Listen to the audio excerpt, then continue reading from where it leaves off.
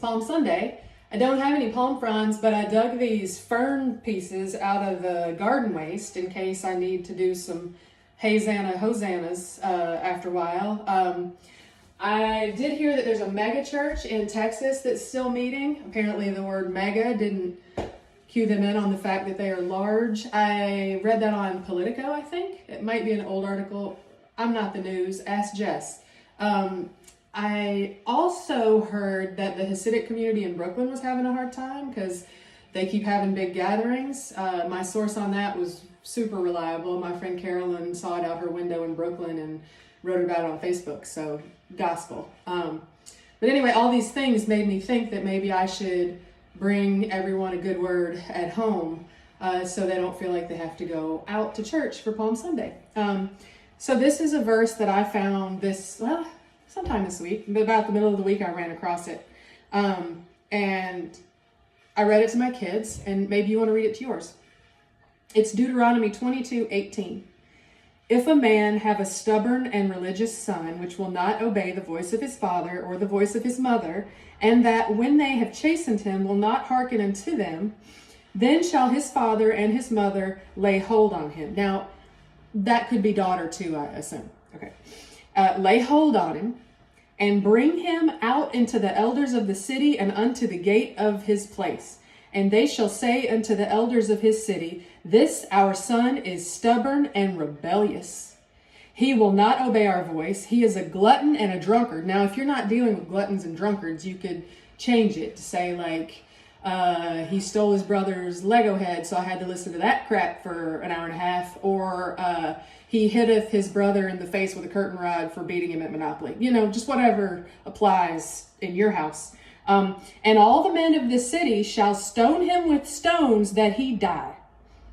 Kill him. Stone him to death. Now, I'm not saying I want to kill my children. I just want to put the fear of God in them, you know? I've been reading the Old Testament. Let me tell you, it will put the fear of God in you. No wonder the Jews are so upset, because like that comes after a part where they talk about like you can find a wife, like steal her from another tribe, and you just have to cut her hair and her nails and give her a month to grieve her parents that you murdered, and then you can make her your wife. Unless like once you've tasted the fruit, you decide it's not for you, then you can put her out, but you're not allowed to sell her. You just have to kind of turn her loose. Words to live by. It's very interesting. You should read the Old Testament, but also make sure and follow it with a touch of New Testament, because it's pretty rough in there till Jesus shows up. Okay. I'm making spaghetti today in honor of Danny's family, who every year on Easter does a big spaghetti dinner. It's super fun, and I'm not making their sauce exactly. I'm taking some cues from Grandma, but we're gonna have their sauce next week. My kids could eat spaghetti every single day, so I'm just gonna I just made this up. So, you know, do your own take. It's all experimentation. So I have put in this pan some olive oil with cut up onions, carrots, celery, 6 cloves of garlic. Go heavy on the garlic and onion. Now you could just leave it all big and let it cook, and you'd have a nice, dense marinara. But since I've got a bunch of children who, they don't like to know they're eating vegetables, I like to sneak them up on them. I'm gonna puree it. I'm gonna put a little bit of the tomato sauce in there to give it some liquid so that it will blend. Here we go. Sorry. Last night I put broccoli in Alfredo sauce. They never knew. All right, good enough. You don't have to kill it. You're just trying to make it not chunky.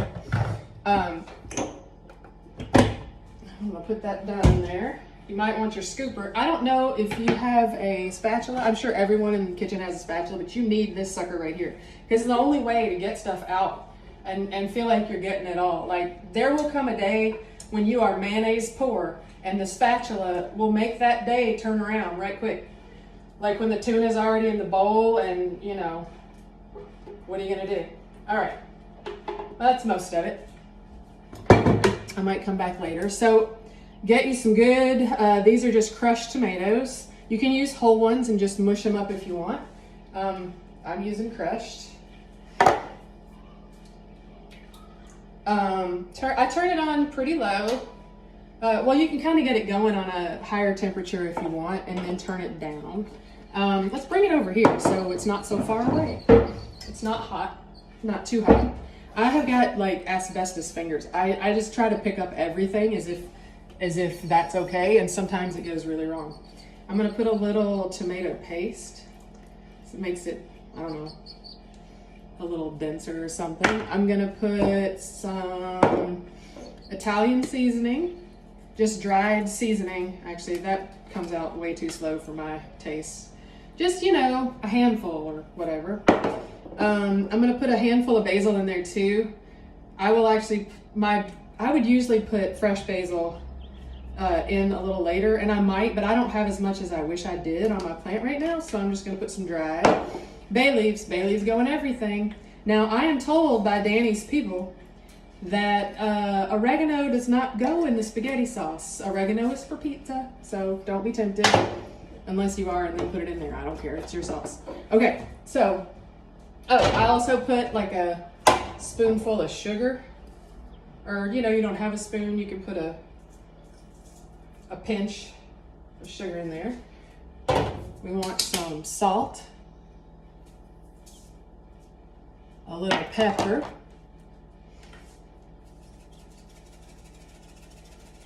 I've got my pepper today. I know right where it is. I gave it a talking to before this even started. Now, I'm gonna put, this is the secret weapon right here. I should probably get it going first. Well, I'm being a little, I'm all over the place, sorry. This is the secret weapon. I'm gonna go ahead and put it in and let you see, and then I'll put it back on the burner and let it go.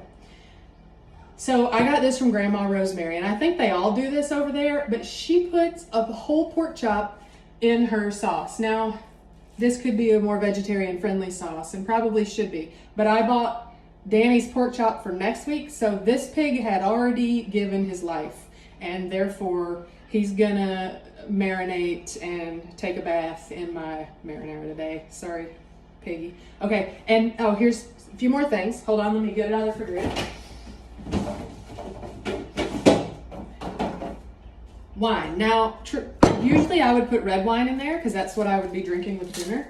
But in an effort, Danny's not drinking right now. He's off it for Lent, and I have this bottle of white open. So to keep myself from opening a bottle of red and then drinking that whole bottle of red, I'm just going to put some white in there, and I think it will be just fine, actually. And then, remember Justin Wilson on PBS? He'd be like, gotta put some more wine, and then he would drink it, and he'd talk about his chicken and all that stuff. I could listen to that guy talk all day long. Also, like, speaking of listening to, like, back then, I used to, with my grandmother, watch every cooking show, every sewing show, every painting show, like plenty of Bob Ross, like we all, you know, love him or whatever. But there was something so soothing about it, just like sitting in her living room, listening to that go on. My friend Rebecca Hopter is doing these painting videos online, and I just turn them on like when I'm working my puzzle because I can't find my paint. I have watercolor in this house, but I don't know where it is. Anyway, just like someone's soothing voice that you can look up at and watch them do something or like create something beautiful. I love it. Anyway, so you also break off a hunk of Locatelli Romano. Locatelli, Pecorino Romano. They, like, if you bring them a wedge of Parmesan, they will act like you laid a turd on the doorstep. So put the Romano in. I'm going to go light on it right now because, you know, we're saving it for next week. I don't know if they'll have it at the grocery store. Probably they will. They've had everything. Okay, and I think that's about it. If it seems too dense, you can put a little stock in there to, like, also pasta water is a good way to, like, thin out your sauce if it's too thick. But I'm gonna let this go for, like, what time is it? 3:30. So, you know, 7 o'clock it'll be ready, and it'll be even better tomorrow. Like tomato stuff, if it sits overnight, that's when it reaches its happy magic place. Yeah, so this is really long today. I've rambled, but it's Sunday, and that's all I got, friends.